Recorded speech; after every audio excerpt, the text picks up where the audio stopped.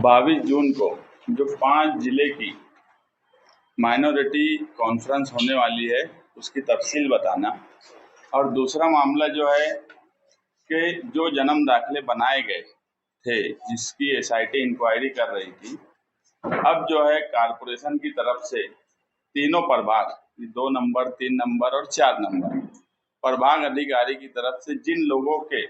जन्म दाखिले बने थे उनको डायरेक्ट तुम्हारा जन्म दाखिला रद्द कर दिया जा रहा है, ऐसी नोटिस देकर, आदेश देकर उनका जन्म दाखिला 7 दिन के अंदर जमा करने का आदेश सब तरफ दिया जा रहा है। बात सही है कि ये तरीका ही कारपोरेशन का बिल्कुल गलत है। सरकार ने एक जीआर निकाली कि गलत जन्म दाखिले जो बने हैं उसको रद्द किए जाएं। अगर 3000 जन्म दाखिले आज रद्द किए जा रहे हैं मालेगांव में, तो कारपोरेशन का जब प्रभाग अधिकारी से पूछा गया कि यार तुमको कौन आदेश दिया, तो उनका यह बोलना है कारपोरेशन की हेल्थ ऑफिसर ने हमें आदेश दिया कि नायब तहसीलदार के बनाए हुए जन्म दाखिले उनको अधिकार नहीं था, इसलिए रद्द कर दिए जाए। किसी भी डॉक्यूमेंट सरकारी बन जाने के बाद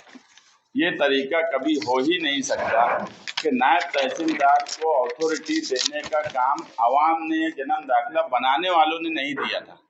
उसको तहसीलदार ने अथॉरिटी दी थी कि वो आदेश निकाले। जब तहसीलदार ने उसको अथॉरिटी दी थी तो जन्म दाखिले बनाने वालों की कोई गलती हो ही नहीं सकती। अगर इनको जन्म दाखिला कारपोरेशन को रद्द भी करना था तो जो अरीजादार थे उनके डॉक्यूमेंट मंगवाना थे, वो डॉक्यूमेंट चेक करना थे। अगर प्रोसेस बराबर है, उनके सबमिट हुए डॉक्यूमेंट बराबर है, तो जन्म दाखिला रद्द करने का कोई सवाल पैदा नहीं होता। जन्म दाखिला रद्द करने से शहर में कई तरह की दुश्वारी पैदा हो रही है। जिन लोगों ने जन्म दाखिला आदेश से जन्म दाखिला लिया था और स्कूल में एडमिशन लिया, अब स्कूल वाले उनको बोल रहे हैं कि तुम्हारा जन्म दाखिला रद्द हो गया, अगर जून तक तुम जन्म दाखिला हमको स्कूल शुरू होने तक नहीं लाए तो तुम्हारे बच्चे का एडमिशन स्कूल से रद्द कर दिया जाएगा। इसमें कहीं से अरीजादार या वो बच्चे की कोई गलती नहीं है, मगर उसके बाद भी इस तरीके से जन्म दाखिला रद्द कारपोरेशन की तरफ से किया जा रहा है। तो माइनॉरिटी डिफेंस कमेटी के कन्वीनर आसिफ शेख साहब और तमाम ही जिम्मेदार यहाँ बैठे, हमने ये तय किया कि इसको हाईकोर्ट में चैलेंज करना चाहिए, क्योंकि जो जीआर आया, जो जिला अधिकारी का लेटर आया, जो तहसील का लेटर आया और उसके बाद कारपोरेशन, मैं हमेशा बोलता कि सारी नोटिस सब कुछ कारपोरेशन की तरफ से ही निकलता है। कारपोरेशन जो तरीके से रद्द कर रही है वो तरीका सही नहीं है। हम ये आदेश रद्द करने वाला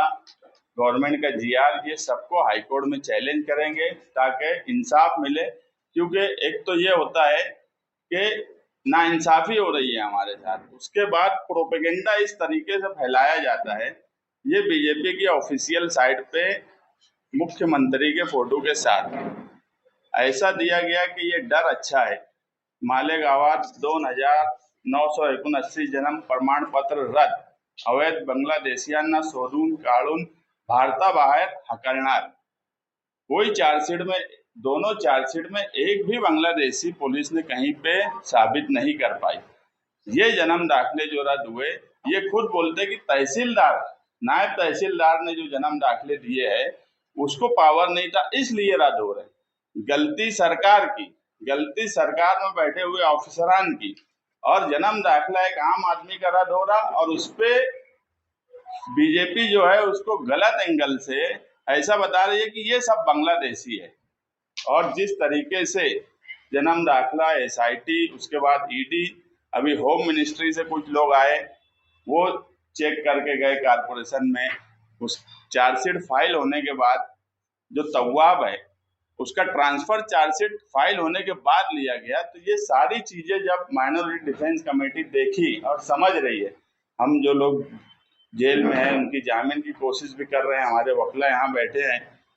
ये सब चीजें देखने के बाद ये समझ में आ रहा है कि ये